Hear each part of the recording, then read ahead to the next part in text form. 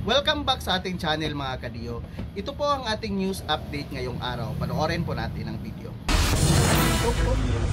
Maila pa todo iwas sa media si Sara Diskaya nang dumating sa opisina ng Independent Commission for Infrastructure o ICI nitong Martes. Sumunod namang dumating ang asawa niyang si Curly Diskaya na nakasuot ng bulletproof vest at escorted ng mga tauhan ng Senate Sergeant at Arms. Pasado alas 9 ng umaga nang dumating ang mag-asawa para sumalang sa pagdinig ng ICI at natapos bandang alas 3 na ng hapon. Sinabi ni Atty. Cornelio Samaniego III, legal counsel ng mag-asawa, ibinunyag na ni Sara at Curly Diskaya ang lahat ng kanilang nalalaman sa patungkol sa manumalyang flood control projects. Wala na kami tinatago. About money, about the particular persons, bagit sa affidavit, kung ano yung transaction, ano yung history. Tell all na kami lahat.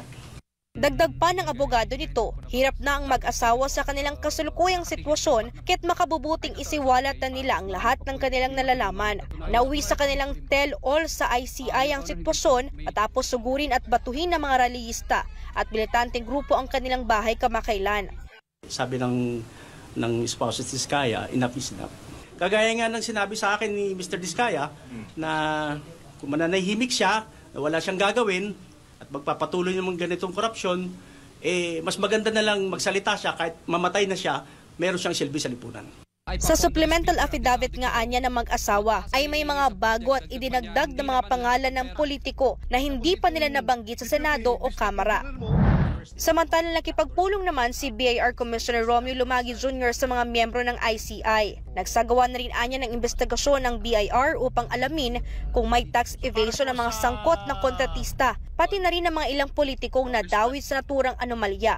We've already checked yung mga tax compliances ng mga ito and yung mga other information, yung mga revenues na nare-report.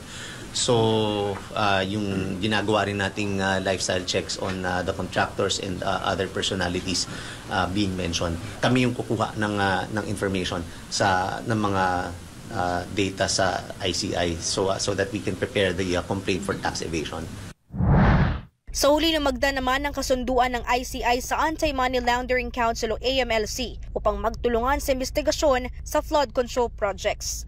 Magkakaroon na po kami ng information sharing and coordination and cooperation po. No?